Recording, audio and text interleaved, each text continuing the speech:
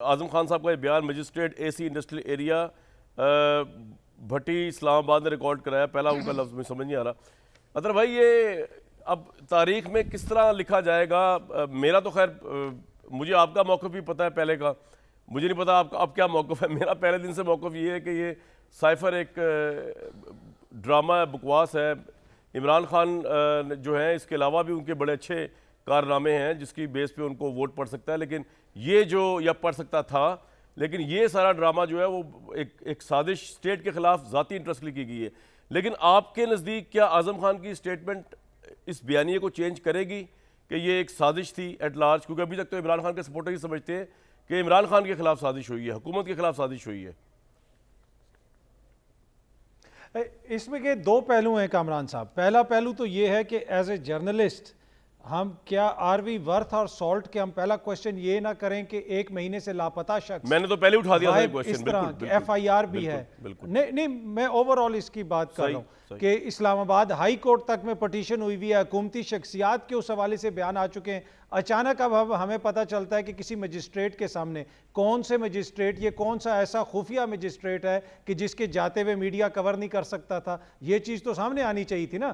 بتا دیں جی اس مجسٹریٹ کی عدالت میں اس ٹائم پہ گئے تھے تو ہم پتہ چل جاتا. انڈسٹریل ایریا میں عوید بھٹی اسلام نے ریکارڈ کیا یہ اعظم خان کا بیان, لیکن آپ یہ صحیح کہہ رہے ہیں کہ پہلے نہیں پتا تھا, لیکن اب آ گیا کہ یہ انڈسٹریل ایریا کے ہے, کوئی بھٹی صاحب ہیں.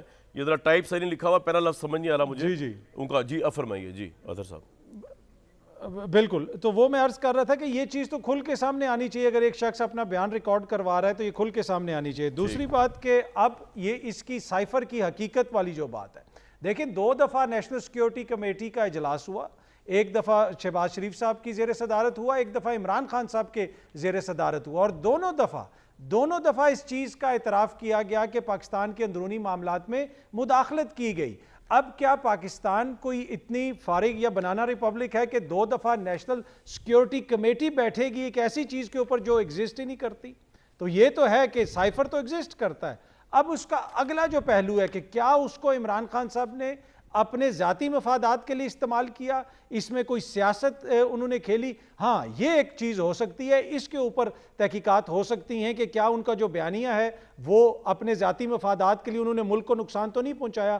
اسی طرح جس طرح اب یہ جو حکومت ایک بیانیہ سامنے لے کے آئی ہے اس وقت, کیا اس بیانیے سے کیا اپنی سیاست کو بچانے کے لیے یا سیاسی بیانیہ بنانے کے لیے آپ کو اس کو اپنے سیاسی مقاصد کے لیے تو استعمال نہیں کر رہے اس بیان کو؟ دیکھیں میں آپ سے اطہر اس حد تک بالکل ایگری کرتا ہوں کہ میرے پاس اس کے اور بڑی لاجیکل ریزنز ہیں جو میں 1 سال سے بتا رہا ہوں کہ یہ سائفر ایک ڈرامہ تھا, اور عمران خان نے خود انٹرنیشنل ذرائع ابلاغ پہ کہہ دیا کہ امریکہ تو شامل ہی نہیں تھا اس کے اندر. امریکہ کو تو انہوں نے نکال دیا. پہلے وہ امریکہ اور باجوہ صاحب کو, پھر وہ باجوہ صاحب اور حسین حقانی پہ آئے, پھر وہ باجوہ صاحب اور شہباز شریف پہ آئے, پھر وہ محسن نقوی تک بھی آگے.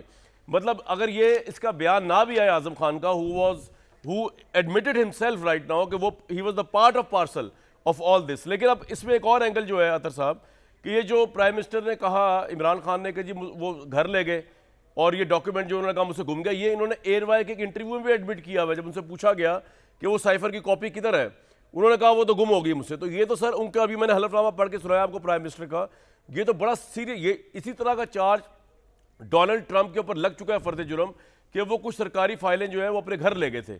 یہ تو بہت سیریس چارج ہے. تو forget about every other thing itself, یہ انسین سی بات نہیں ہے کہ ملک کا پرائم منسٹر جو ہے وہ اتنی بڑی آفیشیل ڈاکیومنٹ جو ہے وہ گھر لے جا کے اسے گم کر دے. جی بالکل درست فرمایا آپ نے, یقیناً اس کو دیکھنا چاہیے. لیکن اس کے حوالے سے وزیر داخلہ سے جب کوشچن ایک کیا گیا تھا تو وزیر داخلہ نے آن ریکارڈ کہا تھا, اور دنیا ٹی وی کے رپورٹر سے بات کرتے ہوئے کہا تھا نہیں ایسی کوئی بات نہیں ہے, وہ وزارت خزانہ خارجہ میں موجود ہے. اگر آپ اس کا پڑھیں نا بیان اطہر صاحب, جو بیان پڑھیں اگر آپ اعظم خان صاحب کا, وہ کہہ رہے ہیں ماسٹر کاپی تو منسٹری آف فارن اس میں آفس میں رکھی گئی ہے, لیکن اس یعنی جو ماسٹر تھا اس کی ایک کاپی بنا کے عمران خان کو دی گئی تھی. وہ کاپی بنانا بھی شاید صحیح نہیں تھا, لیکن چلے وہ دے بھی دی گئی تھی, اس کے بعد ان کا گھر لے جانا صحیح نہیں تھا. اس کو گم کر دینا تو کرائم ہے, اور اس کو لہرانا آفیشیل سیکرٹ ایکٹ کی خلاف ورزی ہے.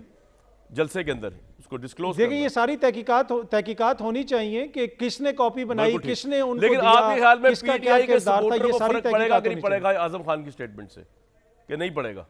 देखिए इस वक्त इशू ये है कि जिस तरह चीजें चल रही हैं उससे कोई फर्क नहीं पड़ेगा। देखें क्या मेमो गेट से तारिक फातमी को फर्क पड़ गया, सॉरी डॉन लीग से। आज वो जो डॉन लीग्स के नतीजे में तारिक फातमी साहब निकाले गए थे, आज वो पाकिस्तान की खारजा पॉलिसी का चेहरा है। क्या मेमो गेट वाले जब गद्दार करार दिए गए थे, आज वो मुल्क चला रहे हैं, तो किसी को कोई फर्क नहीं पड़ता। किरदार यहाँ बदलते रहते हैं, ये सियासतदानों ने बहुत सारे फैसले करने, कब तक एक दूसरे को गद्दार करार देते रहेंगे।